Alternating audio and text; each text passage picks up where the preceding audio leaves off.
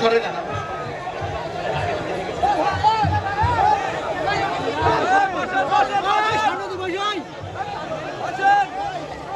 আসসালামু আলাইকুম ওয়া রাহমাতুল্লাহ।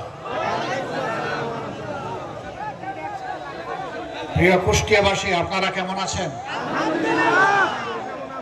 আলহামদুলিল্লাহ রাব্বিল আলামিন, ওয়াসসালাতু ওয়াসসালামু আলা রাসূলিহিল কারীম ওয়া আলা আলিহি ওয়া সাহবিহি ওয়া আহলি বাইতি আজমাইন।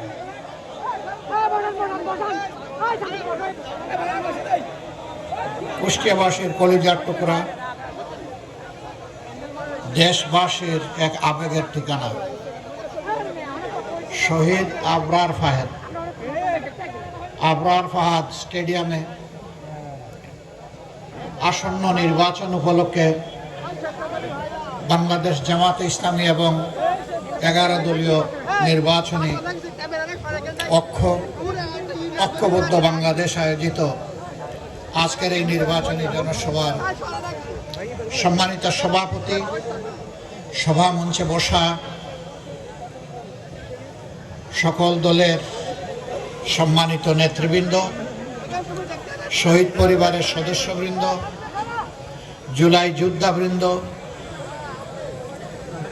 এবং আমার প্রাণপ্রিয় কুষ্টিয়ার ভাই ও বোনেরা, আল্লাহ তাবারক ওয়া তাআলার শুকরিয়া আদায় করছি। আজকে সকালের ঢাকা থেকে রওনা করে এই কুষ্টিয়ার জনসভা দিয়েই আজকের কর্মসূচি আমাদের শুরু হচ্ছে। আলহামদুলিল্লাহ, আল্লাহ তাআলার দরবারে দোয়া করি, আমরা জাতিকে নিয়ে যে স্বপ্ন দেখি, আমাদের যে ভীষণ আছে, এই মুসলিম জাতিকে একটুখানি মুক্তির স্বাদ দেওয়ার জন্য আমাদের যে লড়াই, এই বিষয়ে কিছু কথা আল্লাহ যেন আজকে আমাকে স্পষ্ট করে বলার তৌফিক দান করেন। প্রিয় কুষ্টিয়াবাসী, আমি আমার বক্তব্যের সূচনায় গভীর শ্রদ্ধার সাথে স্মরণ করছি যিনি বাংলাদেশ জামাতে ইসলামীর কুষ্টিয়া জেলাকে প্রত্যেকটি জনপদে দৌড়ে দৌড়ে নিজ হাতে সংগঠিত করেছিলেন।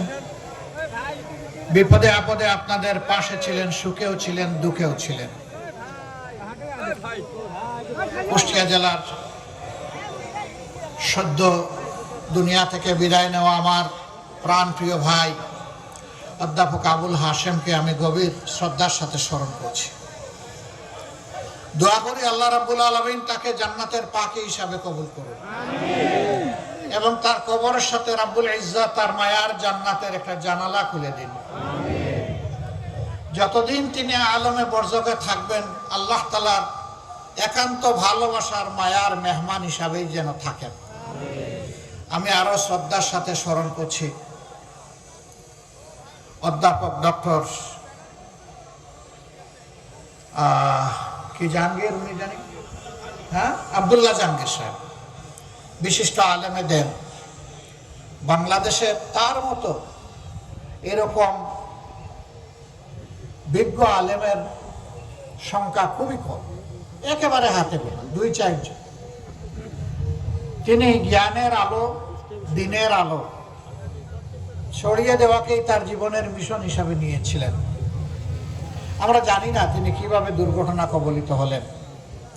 এটা কি আসলেই দুর্ঘটনা নাকি কোনো ঘটনা, আল্লাহ তাআলা ভালো জানেন।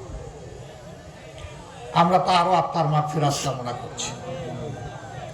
তার রেখে যাওয়া শিক্ষার দ্বারা যুগ যুগ ধরে ইনশাআল্লাহ তাআলা আজিম দেশের মানুষ, উপমহাদেশের মানুষ উপকৃত হবে। শহীদ আবরার ফাহাদ, সে আমাদের স্বাধীনতা সার্বভৌমত্বের প্রতীক। সে নিজেই একটা বিদ্রোহী, একটা বিপ্লবের নাম। সে আধিপত্যবাদের বিরুদ্ধে কলম ধরেছিল, এটাই তার অপরাধ। এই জন্য তাকে দুনিয়া থেকে অত্যন্ত নির্মম ভাবে বিদায় করা হয়েছে বাংলাদেশের সবচেয়ে বড় শিক্ষা প্রতিষ্ঠান, যেখানে মেধাবীদের মিলন মেলা। এরা যে আচরণ করেছে, এটা কোনো মানুষ করে না, এটা সাধারণ পশুও করে না। তাদের ব্যাপারে আল্লাহ পাক কালামে হাকিমে বলেছেন কালা নাম, এরা হচ্ছে চাইর পায়া জন্তুর মতো। এরপরে বলেছেন বালহুম আদল্ল, এরা ওই জন্তুগুলা অবুঝ জন্তুগুলার চাইতে আরো খারাপ, আরো নিকৃষ্ট। আল্লাহ তাআলা ওই প্রাণীগুলাকে বিবেক দেন নাই, মানুষকে বিবেক দিয়েছে।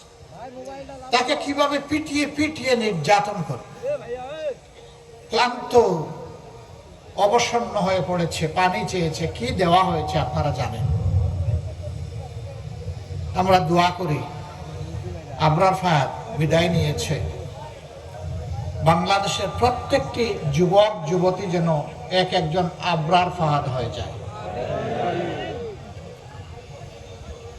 আধিপত্যবাদীরা তাদের অপকর্মের বিরুদ্ধে বাংলাদেশে কেউ আওয়াজ তুলুক এটা পছন্দ করে না। তবে 24-এর দ্রোহ প্রমাণ করে দিয়েছে বাংলাদেশের দামাল ছেলেরা আল্লাহ ছাড়া কাউকে পরোয়া করে না। এটি একটি স্বাধীন দেশের জন্য বিশাল শক্তির ব্যাপার,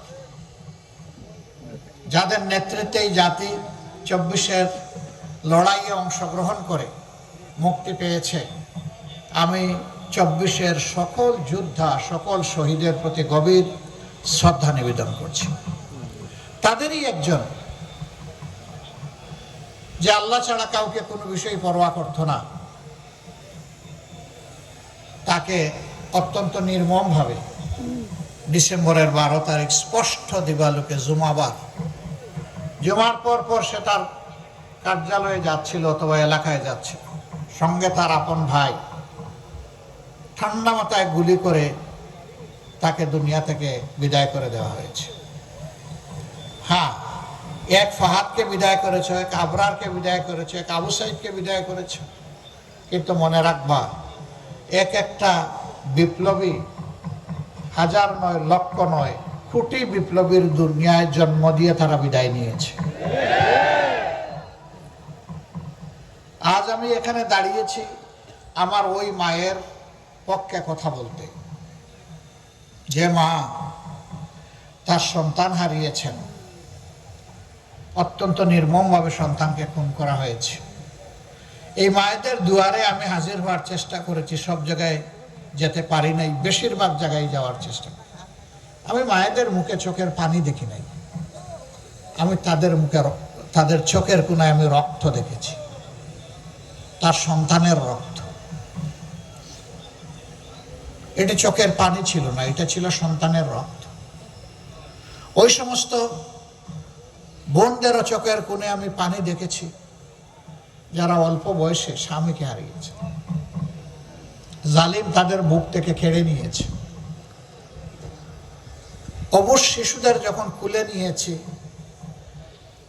আমরাও শিশুদের সাথে একসাথে কান্নায় ভেঙে পড়েছি। ওদেরকে কি দিয়ে সান্ত্বনা দেব? সান্ত্বনা দেওয়ার কোনো ভাষা আমরা খুঁজে পাই। সারা বাংলার সকল জনপদের একই মানচিত্র। অসংখ্য মায়ের বুক থেকে, বোনের বুক থেকে, সন্তানের বুক